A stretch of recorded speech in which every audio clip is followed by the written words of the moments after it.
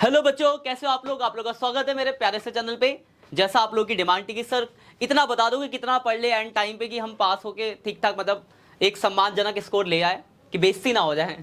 तो ये उन बच्चों के लिए कि आप भाई इतना पढ़ लो तो आपकी बेइज्जती नहीं होगी, आप 80 में से 40-50 नंबर तो लेके आ ही जाओगे। जो मिनिमम लर्निंग कह सकते हो आप इसको कि इतना तो आपको पढ़ना है कि जैसे आपके एक इज्जत लाइक मार्केट में इज्जत रहे, इतने नंबर आ जाए। तो मैं थोड़ा आपको चैप्टर वाइज बता देता हूँ और मैंने कुछ क्वेश्चन भी डाले इसके अंदर, तो मैं आपको क्वेश्चन भी बता दूंगा कौन कौन से क्वेश्चन आपको करने, कुछ इंपॉर्टेंट क्वेश्चन भी इस पीडीएफ के अंदर मैं आपको दिखा देता हूँ, आराम से तसल्ली में देखो। सबसे पहला अगर मैं बात करूँ फंडामेंटल ऑफ पार्टनरशिप की, तो फंडामेंटल ऑफ पार्टनरशिप से मैं आपको 5-6 नंबर का बताऊंगा, इसमें से 5-6 नंबर का आएगा। क्या क्या टॉपिक है, तो प्रॉफिट लॉस अप्रोप्रिएशन अकाउंट बनाना सीख लो भाई, interest on drawing, interest on capital की कैलकुलेशन सीख लो, गारंटी ऑफ प्रॉफिट सीख लो। ये 3 टॉपिक कर लो, अच्छा खासा मतलब यहाँ से फिक्स क्वेश्चन 6 नंबर तक का आ जाएगा। क्या क्या, appropriation account, interest on drawing, interest on capital और गारंटी ऑफ प्रॉफिट, इनको कर लो।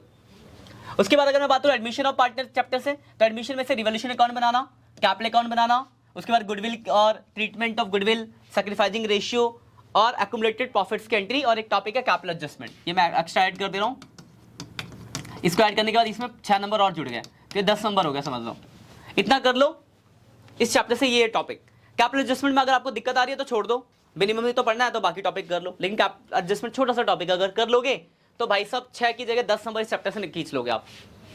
उसके बाद अगर मैं बात करूं retirement of partner, retirement date से क्या क्या, तो वही देखो रिवोल्यूशन जो आपने पिछले में पढ़ा वही है, कैपिटल अकाउंट जैसा पिछले में पढ़ा वैसे ही, ट्रीटमेंट ऑफ गुडविल थोड़ा सा चेंज है, तो एक ये टॉपिक है, गेनिंग सैक्रिफाइसिंग रेशियो जो हो गया gaining ratio, accumulated profits and reserve, और लास्ट में एक बहुत ही इंपॉर्टेंट है दैट में से एग्जीक्यूटर अकाउंट, वो बहुत ही ज्यादा इंपॉर्टेंट टॉपिक है। एग्जीक्यूटर अकाउंट तो जरूर कर लेना, एग्जाम में आने के बहुत ज्यादा चांसेस है।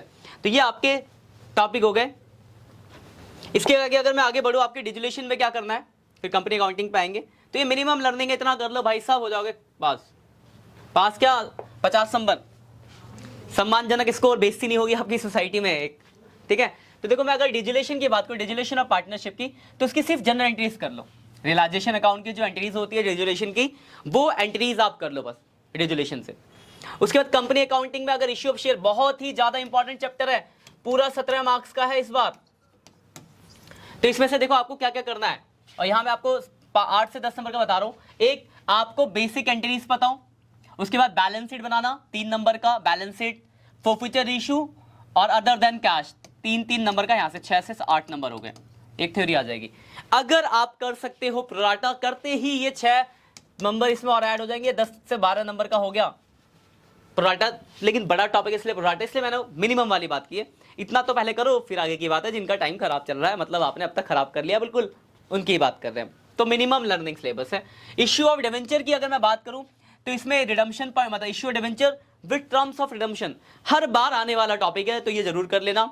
लॉस और डिस्काउंट राइट ऑफ करना, और अदर देन कैश, और एक कोलेटरल सिक्योरिटी, ये 4 कर लो।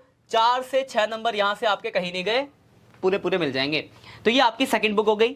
फर्स्ट बुक आपके एग्जाम में 36 मार्क्स की है, जो बोर्ड का एग्जाम आएगा। सेकंड बुक 24 नंबर की है। और हम थर्ड बुक की बात करते हैं, इसमें से आपको क्या क्या कर लेना है। तो थर्ड बुक की अगर बात की जाए, तो थर्ड बुक में देखो फाइनेंशियल एनालिसिस में जो फर्स्ट चैप्टर है उससे देखो हेड सब हेड आपको याद हो, तो बैलेंस शीट और स्टेटमेंट ऑफ पीनल के हेड, मेन हेड, सब हेड, ये सब आपको क्लियर हो। और थ्योरी फाइनेंशियल स्टेटमेंट की थ्योरी, यहां से आपको 3 से 5 नंबर के आसपास आएगा। उसके बाद ये रेशियो है, कुछ रेशियो बता दो जो इंपॉर्टेंट रेशियो है। फॉर्मूले तो सबके याद रख लो भाई, क्योंकि वाइवा में भी काम आएगा। वाइवा अगर आपका वहां पे फॉर्मूले पूछे जाते हैं। वैसे जो इंपॉर्टेंट रेशियो जो ज्यादातर आते हैं, करंट रेशियो, लिक्विड रेशियो, डेब्ट equity ratio, working capital ratio, inventory turnover ratio और रिटर्न ऑन इन्वेस्टमेंट रेशियो, ये इंपॉर्टेंट रेशियो है, इनको कर लो। और इसके बाद ये कैश फ्लो जो कि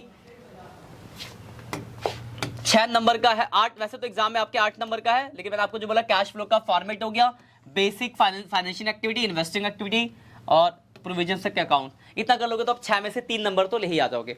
पूरा कर लोगे तो बहुत अच्छी बात है। तो देखो जो मैंने बताया, ये मिनिमम इतना सिलेबस अगर आप कर लेते हो कि एक आपका सम्मानजनक 80 में से 40 से 50 नंबर के बीच में आपका स्कोर आएगा, और 20 नंबर आपके प्रैक्टिकल में, यानी 60 से 70 के बीच में आपका स्कोर रहेगा, तो आपकी सोसाइटी में बेइज्जती नहीं होगी। ये उन बच्चों के लिए। लेकिन हाँ, अगर आपने सब कुछ कर रखा है तब तो बहुत अच्छी बात है, फिर तो PYQs बनाओ, MCQ बनाओ, पूरे 80 में 80 लाओ भाई। तो हर बच्चे की बात की जा रही है, तो उनके हिसाब से कुछ बच्चों के कमेंट थे कि सर इतना बता दो कि हम पास हो जाए, तो भाई ये कर लो तो आप पास हो जाओगे। अब देखो इसके नीचे मैंने कुछ इंपॉर्टेंट क्वेश्चन भी डाले हैं हर टॉपिक के। तो देखो ये तो सिलेबस था ऊपर, और नीचे हर टॉपिक वाइज मैंने सारे बहुत सारे जो इंपॉर्टेंट जो लगते हैं क्वेश्चन, वो इंपॉर्टेंट क्वेश्चन डाल रखे इन्हीं टॉपिक के ऊपर, मिनिमम सिलेबस के ऊपर, हर चैप्टर से। आपको नीचे बढ़ाऊंगा मैं, तो हर एक चैप्टर से है। तो बात आपको ये आएगा कि सर हमको ये कहाँ मिलेगा, तो डिस्क्रिप्शन में आपको इसका लिंक मिल जाएगा, वहां से आप इसको डाउनलोड कर सकते हो, वहां से डाउनलोड कर लेना।